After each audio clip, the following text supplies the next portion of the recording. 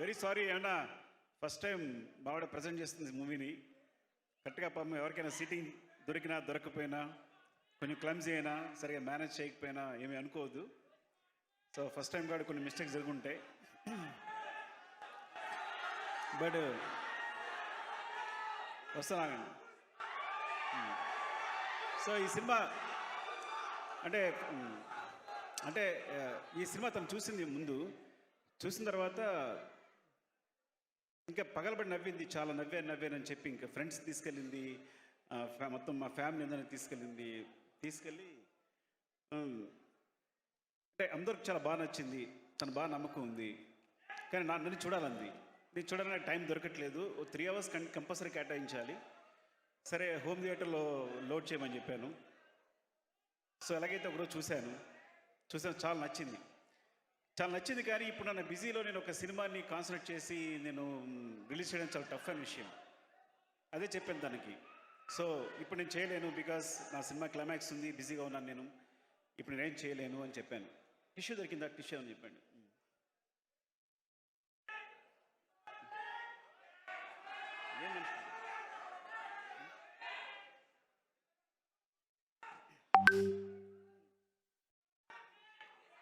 So I'm sorry, ఒక్క నిమిషం ఆగండి. మేము క్లైమాక్స్ షూట్లో ఉన్నాం, మీరు డిస్టర్బ్ చేస్తే చాలా ప్రాబ్లం అవుతుంది. సో తను చెప్పింది ఇట్లా అని నేను చూడడం కుదరలేదు. సో ఒకరోజు అనుకోకుండా షూట్ క్యాన్సిల్ అయింది. నా హెల్త్ బాగుపడడం వల్ల చూశాను. నాకు చాలా బాగా నచ్చింది. నేను నవ్వుతూనే ఉన్నాను, సినిమా అంతా నవ్వుతూనే ఉన్నాను. సో ఇది ప్రాబ్లం చెప్పాను కదా, నాకు షూట్ ఉంది, నేను చేయలేనని చెప్తే, అంత మంచి సినిమా నేను వదిలేను, నేను చేస్తానని చెప్పింది. సరే చేసుకో అని చెప్పాను. అంటే తన గట్స్ ఏంటంటే ఇంక అక్కడి నుంచి దూసుకెళ్ళిపోతూనే ఉంది. ఒకరోజు అంటే సడన్గా నాకు ఎక్కడో తెలిసింది, ఉపాసన గారికి మెసేజ్ చేసేస్తే చరణ్తో ట్వీట్ చేంజ్ నాకు తర్వాత తెలిసింది. తర్వాత నేను చరణ్ మెసేజ్ పెట్టాను, సారీ ఏమనుకోవద్దు, నాకు తెలియదు యాక్చువల్గా ఇలా తను ఏదో అమాయకత్వం చేసింది. No it's not a problem, తను వెళ్తుంది కదా ఇట్స్ అని చరణ్ చెప్పాడు. Thank you Charan. అట్లాగే తర్వాత సో ఇలా శశి గారితో చూపించి, మన మైత్రి శశి గారు చూస్తే, థ్యాంక్ యూ శశి గారు. ఫస్ట్ ఆఫ్ ఆల్ మీరు చూసి సినిమా చూసి చాలా బాగుందని నమ్మకం ఇచ్చారు. అలాగే రవి గారు నవీన్ గారు చూశారు, అందరికీ నచ్చింది, అందుకే వాళ్ళు డిస్ట్రిబ్యూషన్ తీసుకున్నారు. సో ఇట్లా జరుగుతుంది. ఇప్పుడు ఒక ఇంపాసిబుల్ విషయం ఏంటంటే, వచ్చి ఎంత ధైర్యంగా వచ్చేసి తన దగ్గరికి వచ్చేసి, బన్నీ గారి దగ్గరికి వచ్చేసి, నాకు తెలీదు, నేను అడిగేశాను, ఆయన చేస్తానని చెప్పింది. ఏం అడిగా ఉన్నా? ప్రీలీజ్ ఈవెంట్ అని. బుద్ధి ఉందా నీకు? క్లైమాక్స్ జరుగుతుంది ఇక్కడ, చాలా వర్క్ ఉంది మాకు ఇక్కడ, నేను అడిగాను అని. సో తను సారీ డార్లింగ్, ఏమనుకోవద్దు, తను అడిగేసి నేను అడుగుతాను అనుకోలేని అడిగింది అనుకున్నాను, నిజంగా నాకు తెలియదు. సో చెప్పండి, నో డార్లింగ్, ఫస్ట్ టైం తను ప్రజెంట్ చేస్తుంది, అలా ఇండివిజువల్గా ఇండిపెండెంట్గా వెళ్ళాలి, యూ హ్యావ్ టు సపోర్ట్, నేను వస్తాను, చేద్దాం, అదేం ప్రాబ్లం లేదు, మనం నువ్వే షూట్ చూసుకో, కాకపోతే నువ్వే నన్ను 4 o'clock పంపించాలి అన్నాడు. Thank you so much darling. అసలు అంటే నేనైతే ఈ విషయానికి, ఈ చిన్న సినిమాకి నేను అడగడానికి కూడా సాహసించాను. ఈ చిన్న సినిమా నువ్వు రావడం వల్ల చాలా పెద్ద సినిమా అయిపోయింది. ఇలాంటి ఒక చిన్న సినిమాకి అంటే చూసి ఏమంటారు, నేను లక్ష్మణ్ చూసి భయపెడుతున్నా. లక్ష్మణ్, మోహన్ వాళ్ళ బ్రదర్స్ ఇద్దరు వచ్చారు. వస్తే వాళ్ళ సినిమా వాళ్ళు వచ్చిన తర్వాత నేను అడుగుతూనే ఉన్నాను, వాళ్ళు బాగానే ఉన్నారా?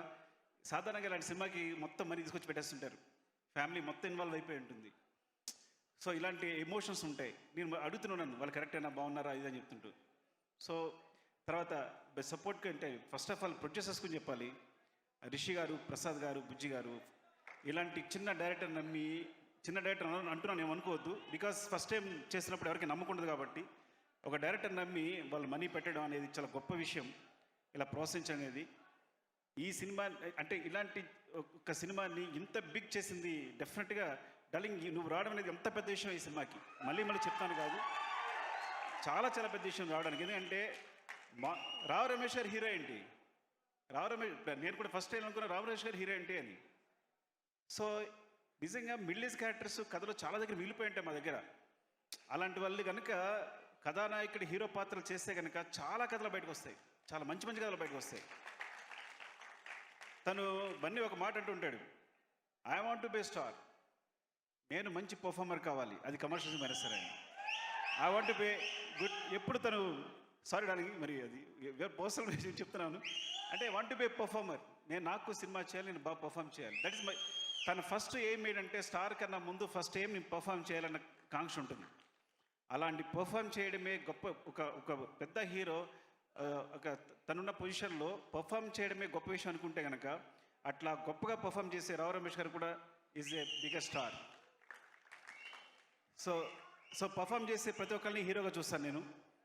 సో మీకు అలాంటి స్టేజ్ దొరికింది రమేష్ గారు, అద్భుతంగా చేశారు.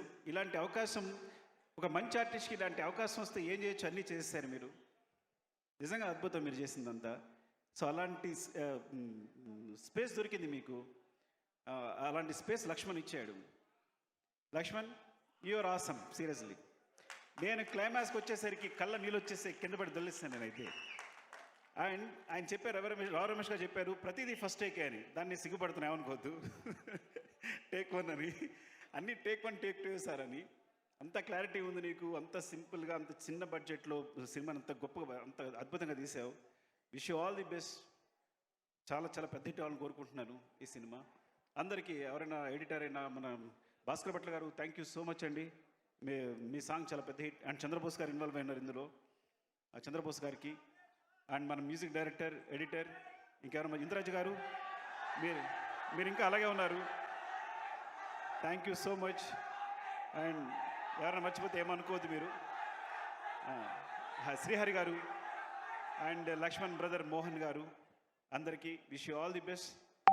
ఈ సినిమా చాలా పెద్ద హిట్ కావాలని. సో మా ఆవిడ తప్పిత ఈ విషయం ఏంటంటే, ఈ ఒక సినిమాని సపోర్ట్ చేయాలని ఒక మంచి నిర్ణయంతో, ఇంత మంచి సినిమాని సపోర్ట్ చేయాలని నిర్ణయంతో వచ్చింది. I think wish you all the best madam. మీరు పెద్ద హిట్ కావాలని కోరుకుంటున్నారండి. Thank you madam. Love you all.